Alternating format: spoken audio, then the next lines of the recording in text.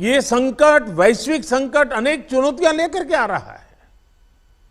ऐसे संकट के समय में केंद्र और राज्यों के बीच तालमेल को, कोऑपरेटिव फेडरलिज्म की भावना को और बढ़ाना अनिवार्य हो गया है।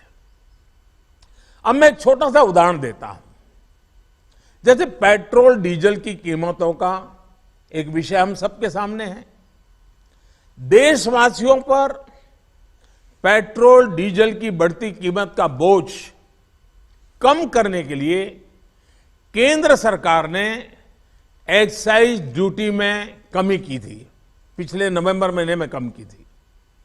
केंद्र सरकार ने राज्यों से भी आग्रह किया था कि वो अपने यहां टैक्स कम करे और ये बेनिफिट नागरिकों को ट्रांसफर करे।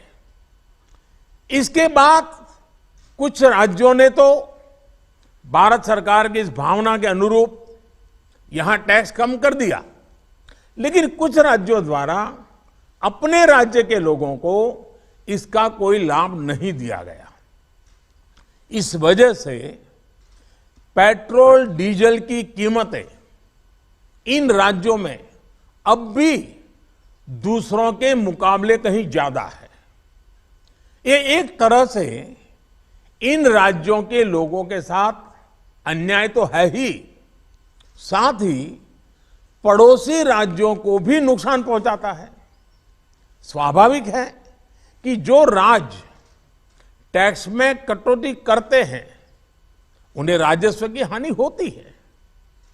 जैसे अगर कर्नाटका ने टैक्स में कटौती नहीं की होती तो उसे इन 6 महीनों में 5,000 करोड़ रुपए से ज्यादा का राजस्व मिलता। गुजरात ने भी टैक्स कम नहीं किया होता तो उसे भी 3,500-4 हजार करोड़ रुपए से ज्यादा का राजस्व और मिलता।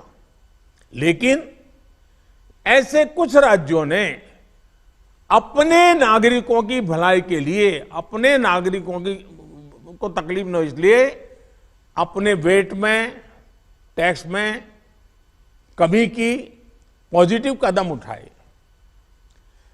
वहीं गुजरात और कर्नाटक के पड़ोसी राज्य ने टैक्स में कमी न करके इन 6 महीनों में 3,500 करोड़ रुपए से लेकर के 5-5.5 हजार करोड़ रुपए तक अतिरिक्त राजस्व कमा लिया।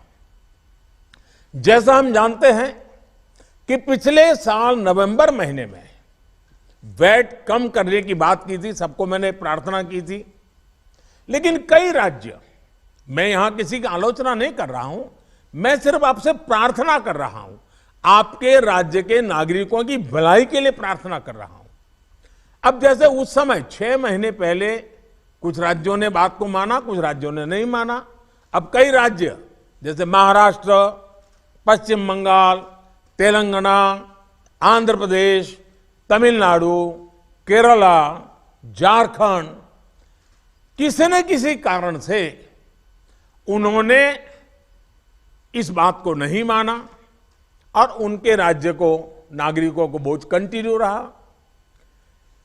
मैं इस बात में नहीं जाऊंगा कि इस दौरान इन राज्यों ने कितना रेवेन्यू कमाया, लेकिन अब आपसे मेरी प्रार्थना है कि देश हित में आप पिछले नवंबर में जो करना था, 6 महीने डिले हो चुका है, अब भी आप अपने राज्य के नागरिकों को वैट कम करके इसका बेनिफिट पहुंचाइए। आप सब जानते हैं कि भारत सरकार के पास जो रेवेन्यू आता है उसका 42% तो राज्यों के ही पास चला जाता है। मेरा सभी राज्यों से आग्रह है कि वैश्विक संकट के इस समय में कोऑपरेटिव फेडरलिज्म की भावना पर चलते हुए एक टीम के रूप में हम सब मिलकर काम करें। अब मैं कई विषय हैं, बारीकी में नहीं जा रहा हूं।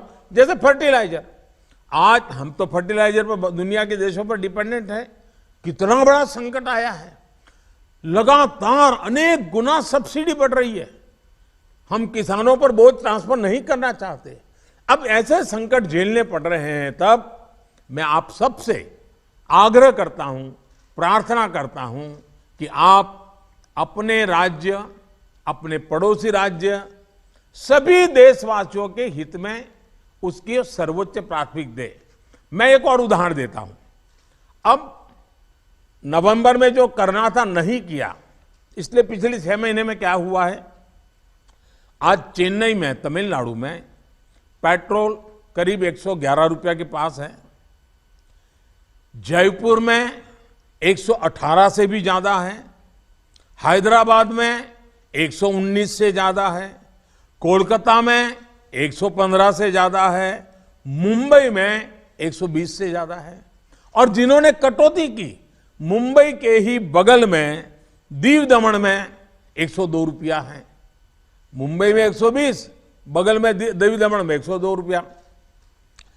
अब कोलकाता में 115, लखनऊ में 105, हैदराबाद में 120 करीब करीब, जम्मू में 106, जयपुर में 118, गुवाहाटी में 105, गुड़गांव में 105 है। देहरादून, छोटा राज्य हमारा उत्तराखंड, 103 रुपया है। मैं आपसे आग्रह करता हूं कि आप 6 महीने भले जो कुछ भी आपका रेवेन्यू बढ़ा आपके राज्य के काम आएगा, लेकिन अब पूरे देश में आप सहयोग कीजिए। ये मेरी आपको विशेष प्रार्थना है आज।